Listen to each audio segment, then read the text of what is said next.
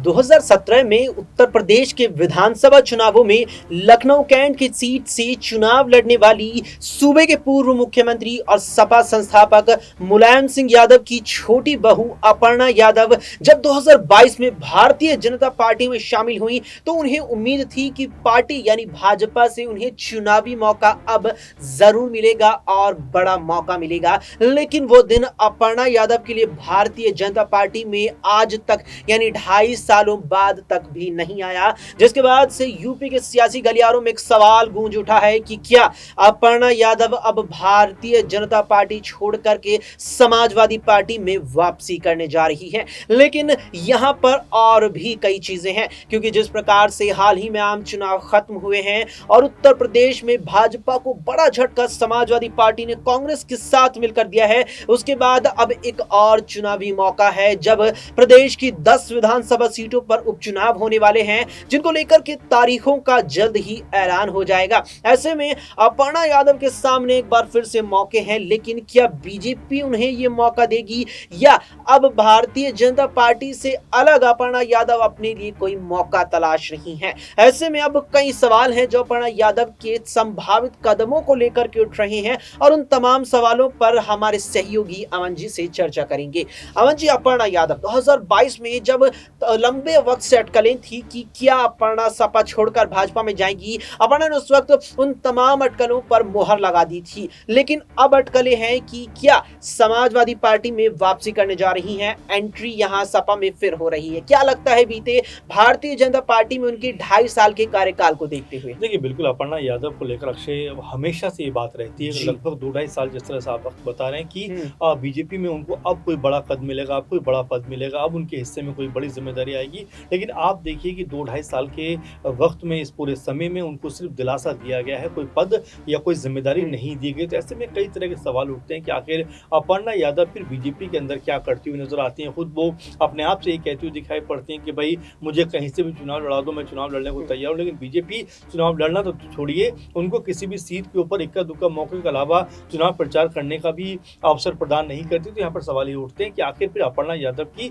BJP को जरूरत क्या है? क्या सिर्फ ये बताना चाहती है बीजेपी की जो यादव परिवार की बहू है वो उनकी पार्टी में शामिल है, इस तरह से उनको इस्तेमाल करना चाहती है? जबकि अगर अपर्णा यादव को देखा जाए तो पॉलिटिकल तौर पे वो काफी ज्यादा एक्टिव दिखाई पड़ती है, काफी ज्यादा लोगों के बीच में रहना पसंद करती है, काम करना पसंद करती है। लेकिन जिस तरह से बीजेपी ने उनको एक तरीके से जिम्मेदारी मुक्त रखा है, वो ये बताता है कि आखिर अपर्णा यादव के लिए बीजेपी का कोई प्लान है भी या कोई प्लान उनका नहीं है। क्योंकि अब तक जो रहा है ये समय, ये बिल्कुल भी अपर्णा यादव के लिए नहीं कहा जा सकता कि उनको बीजेपी की तरफ से कोई अहम जिम्मेदारी देने का कोई निर्णय भी किया गया हो या कोई प्लान भी बनाया गया हो। तब ऐसे में अब सवाल उठते हैं कि लोकसभा चुनाव में उनको कोई जिम्मेदारी नहीं दी गई, ना कोई प्रत्याशी बनाया गया, ना कहीं से स्टार प्रचारक उनको एक तरीके से बनने का मौका दिया गया। तो ये जो राजनीतिक जानकार है वो यही बात कहते हुए दिखाई पड़ते हैं कि शिवपाल यादव के सहारे हो सकता है कि सपा में उनकी वापसी होती हुई नजर आए, क्योंकि अब जो 10-12 सीटें उनके ऊपर जो उपचुनाव होने वाला उनके ऊपर प्लान बनता हुआ दिखाई पड़ रहा है। कई नाम ऐसे जो बनकर सामने आ रहे हैं। वहीं इसमें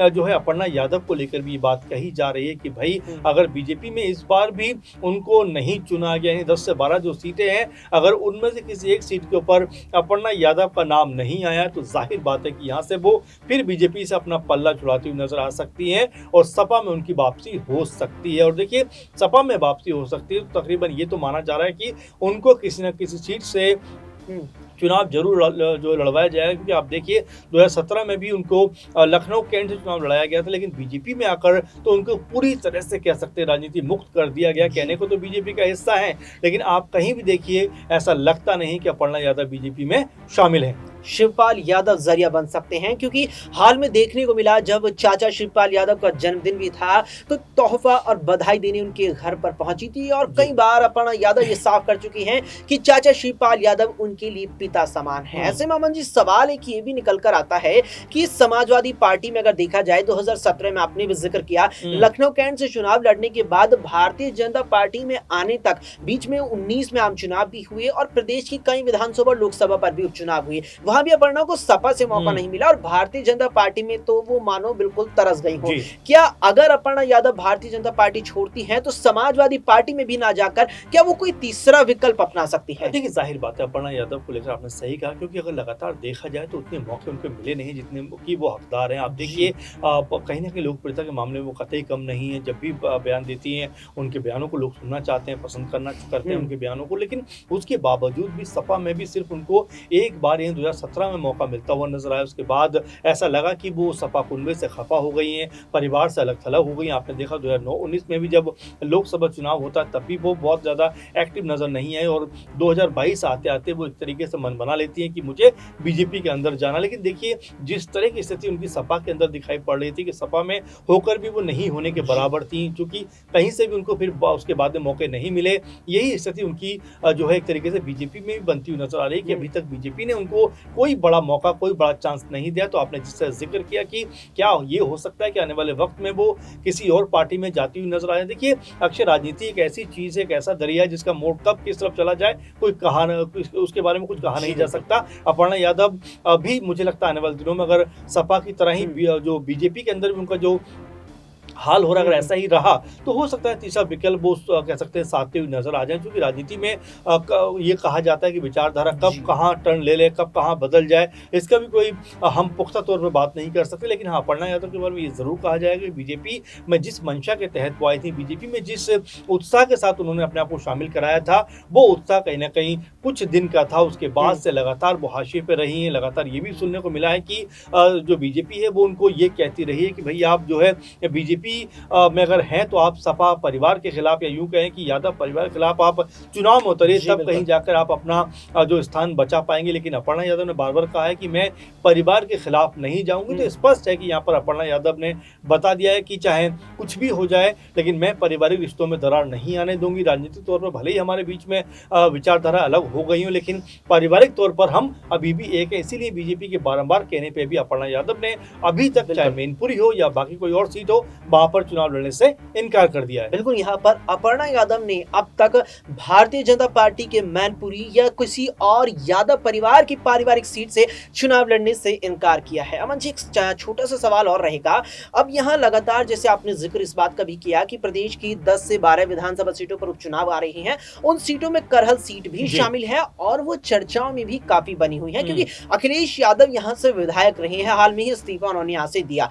क्या ये संभावना लगाई जा सकती है कि अपर्णा वापसी सपा में करे और अखिलेश उन्हें करहल से सपा उम्मीदवार बना दे? देखिए, जाहिर बात है इसको लेकर बहुत लंबे समय चर्चा भी चल रही है कि अगर अपर्णा की वापसी अगर सपा में होती है तो बिल्कुल जाहिर बात है कि अखिलेश यादव भी चाहेंगे कि उनके परिवार का ही कोई सदस्य इस सीट से चुनाव लड़ता हुआ नजर आ जाए। हालांकि तेज प्रताप यादव के बारे में बात चल रही है कि वो यहाँ से चुनाव में जा सकते हैं, लड़ सकते हैं। लेकिन अगर अपर्णा की वापसी हो सकती है तो हो सकता है कि तेज प्रताप यादव फिर अपने जो कदम है वो वापस खींचते हुए नजर आ जाए और यहाँ पर अपर्णा यादव को मौका मिले। लेकिन महत्वपूर्ण बात यह देखिए अक्षय की जिस तरह से शिवपाल यादव के साथ में वो नजर आई हैं, पिता तुल्य उनको मानते हैं, तो हो सकता है कि अब शिवपाल यादव भी तमाम चीजों को ब्रेक करते हुए, तमाम मौन को अपने तोड़ते हुए अपर्णा यादव की घर वापसी का जो समय है मुकर्रर करते हुए नजर आ जाएं और यहाँ पर जो उपचुनाव होने वाला उसमें अपर्णा यादव की सपा में वापसी होती हुई दिखाई पड़े। बिल्कुल, यहाँ पर सपा में अपर्णा यादव की वापसी होते हुए दिखाई पड़े। अब क्या वाकई में अपर्णा यादव समाजवादी पार्टी में जाने का मन बना रही हैं? ये तो अपर्णा यादव ही जानती हैं, लेकिन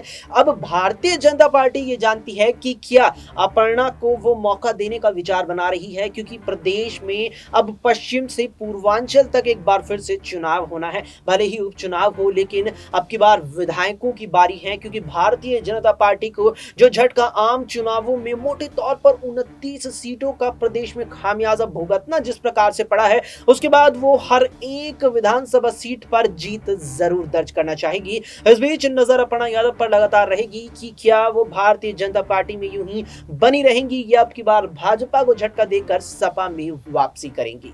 फिलहाल के लिए इतना ही। देश दुनिया की तमाम खबरों के लिए आप देखते रहें SPN9।